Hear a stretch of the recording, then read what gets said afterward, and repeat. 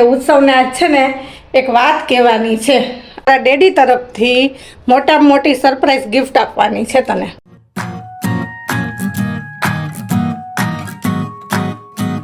Hello friend, good afternoon. આજ blog આપણે બપોરે ચાલુ કર્યો છે.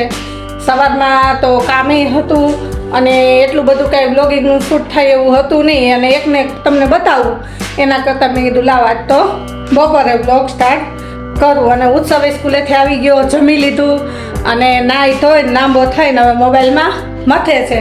બ્લોગ સ્ટાર્ટ એટલા માટે કર્યો કે ઉત્સવને આજ છે ને એક વાત કહેવાની છે અને એ માનશે પણ નહીં. હવે હું તમને કહું શું કહેવાનું જ નહીં. જો હલો ઉત્સવ, શું કરસ? ચલો ગુડ મોર્નિંગ. ગુડ મોર્નિંગ તમે હવે ગુડ આફ્ટરનૂન. Good afternoon. જય શ્રી કૃષ્ણ બધાને. આપણે સ્કૂલેથી આવી ગયા, નાઈ તો ફ્રેશ થઈ ગયા, જમાઈ ગયું. મમ્મી હવે હજી રેકોર્ડિંગ કરતા હતા અને આપણે હવે મોબાઈલમાં મૂકતા હતા. બોલો શું કઈ આજે છે ને અમારે તારા ડેડી તરફથી મોટામાં મોટી સરપ્રાઈઝ ગિફ્ટ આપવાની છે તને. પણ તારા ડેડી મને તારા ડેડી કહી ગયા છે કે ઉત્સવને કહેવાનું નથી, જ્યારે આપીએ ત્યારે જ ખબર પડવી જોઈએ. ત્યાં સુધી કે મને કે તું કહેતી નહીં ને તો તારો વારો નીકળી જશે. તો મારાથી રહેવાનું નહીં ને એટલે હું આપણી ફેમિલીને થોડીક જાણ કરી દઉં અને તને કહી દઉં કે તારે કંઈક ગિફ્ટ મળવાની છે. કેવડી અવડી એમ તો થોડીક મોટી છે પણ આપણા બજેટ પ્રમાણે છે. એટલે ઘરમાં હમાઈ જાય એવડી. તાર ડેડીને જો તારે ડેડી તને ગિફ્ટ આપે ને તો એને આભાર તો કે છે હો ઉત્સવ. છે શું? કારણ કે હજી આપણે તો કઈ કમાતા નથી, તારા ડેડીની કમાણી ઉપર એ ગિફ્ટ આવવાની છે, બરોબર ને?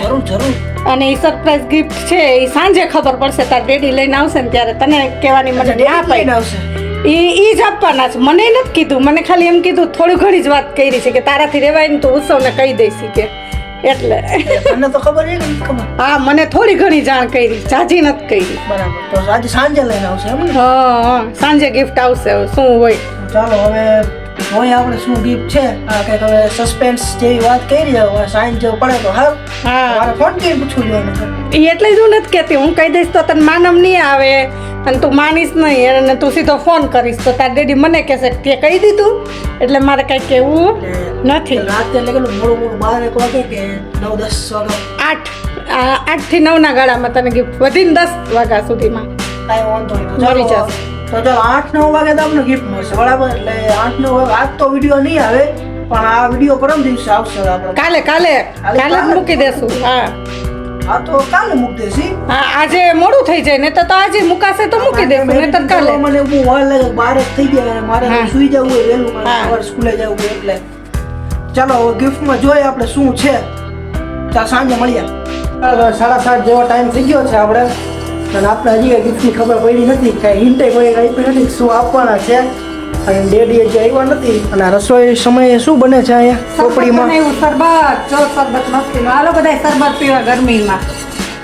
લીંબુ શરબત. હા, આજ તાર ડેડીને છે ને લૂ લાગી ગઈ ઉત્સવ. હા, એટલે આ છે ને આખો દિવસ જમ્યું ને ટિફિન લઈ ગયા ને તો ટિફિન એમણમ પડ્યું. છાશ ને દહીં ને લચ્છી ને એવું જ પીધું ફોનમાં કહેતા હતા. એટલે મેં કીધું આવે ને ત્યાં લીંબુ શરબત બનાવીને ઠંડુ કરવા ફ્રીજમાં મૂકી દઉં ને તો એક ગ્લાસ પી લઈએ. મેં કીધું બાપ દીકરો બે પી લેજો, હવે હું પછી રસોઈ કરી લઉં. કાંઈ વાંધો નહીં. આપણે ફાઇનલી વાગી ગયા છે 9 અને આપણે નીચે પણ આવી ગયા છીએ. હજી કંઈ સરપ્રાઈઝની કંઈ છે નહીં, ખબર જોઈએ મમ્મી કી.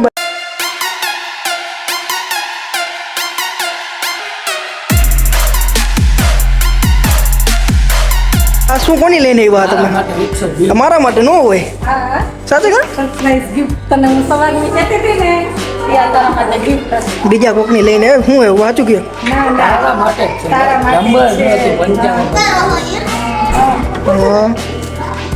છે ને? હા. છે ને? Thank you. Thank you, જો તમને thank you. હવે સાચે બાચે કરવા દે ને. બોલો થાળી તૈયાર જ છે, તૈયાર કરી દે.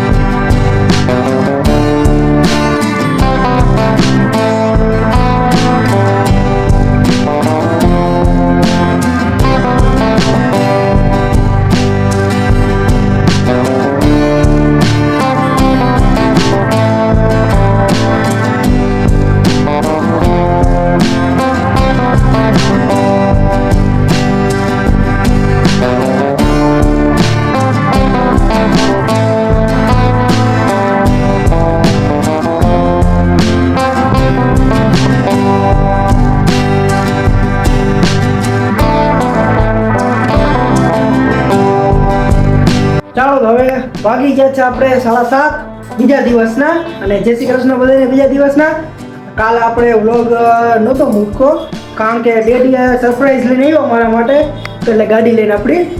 તો એમાં 9:30 જેવું થઈ ગયું હતું. પછી એમાં અમે 7:00 કરી બધી વિધિ કરી એટલે એ મોડું થઈ ગયું હતું. પછી જયમાં પછી અમે નવરા થયા. અને તો એ વિડીયો ભાઈ મારે એડિટ કરત ને બધું કરત ને મૂકત ને 12 વાગી જાય એટલે કોઈ એનો મતલબ ન રહે વિડીયોનો. એટલે મેં કાલ સાંજે તો ન મૂકો. આ અત્યારે આપણે ચાલુ કર્યો છે ને આજે આપણે મૂકી દઈશું ટાઈમસર. આપણે જે ટાઈમ છે એ જ. અને તમને લોકોને કેવો લાગ્યું કોમેન્ટ કરીને જણાવજો.